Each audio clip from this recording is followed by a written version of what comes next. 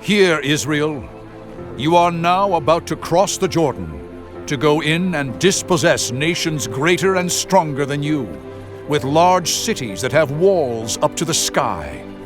The people are strong and tall, Anakites. You know about them and have heard it said, "Who can stand up against the Anakites?" But be assured today that the Lord your God is the one who goes across ahead of you like a devouring fire. He will destroy them. He will subdue them before you, and you will drive them out and annihilate them quickly, as the Lord has promised you. After the Lord your God has driven them out before you, do not say to yourself, "The Lord has brought me here to take possession of this land because of my righteousness." No. It is on account of the wickedness of these nations that the Lord is going to drive them out before you. It is not because of your righteousness or your integrity that you are going in to take possession of their land. But on account of the wickedness of these nations, the Lord your God will drive them out before you, to accomplish what he swore to your fathers, to Abraham, Isaac, and Jacob. Understand then that it is not because of your righteousness that the Lord your God is giving you this good land to possess, for you are a stiff-necked people. Remember this, and never forget how you aroused the anger of the Lord your God in the wilderness. From the day you left Egypt until you arrived here, you have been rebellious against the Lord. At Horeb, you aroused the Lord's wrath so that he was angry enough to destroy you. When I went up on the mountain to receive the tablets of stone, the tablets of the covenant that the Lord had made with you, I stayed on the mountain 40 days and 40 nights. I ate no bread and drank no water. The Lord gave me 2 stone tablets inscribed by the finger of God. On them were all the commandments the Lord proclaimed to you on the mountain out of the fire on the day of the assembly. At the end of the 40 days and 40 nights, the Lord gave me the 2 stone tablets, the tablets of the covenant. Then the Lord told me, "Go down from here at once, because your people whom you brought out of Egypt have become corrupt. They have turned away quickly from what I commanded them and have made an idol for themselves."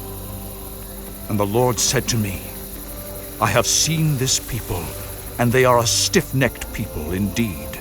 Let me alone so that I may destroy them and blot out their name from under heaven, and I will make you into a nation stronger and more numerous than they."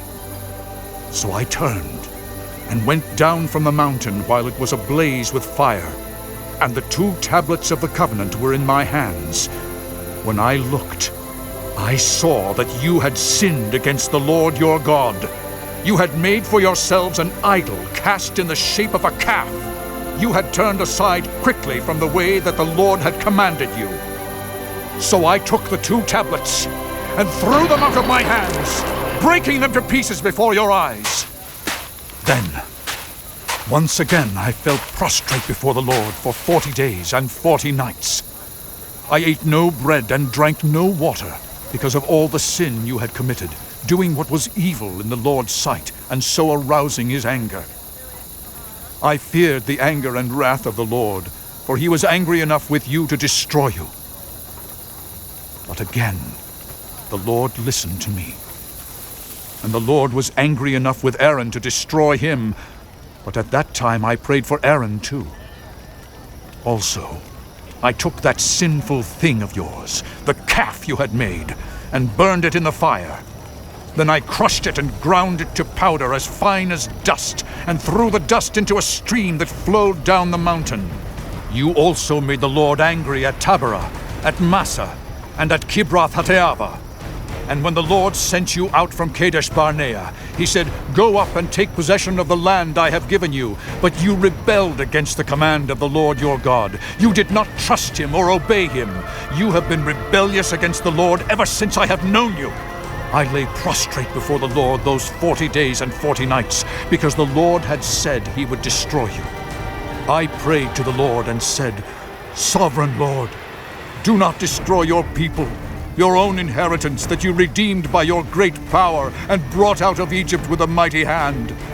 Remember your servants Abraham, Isaac, and Jacob.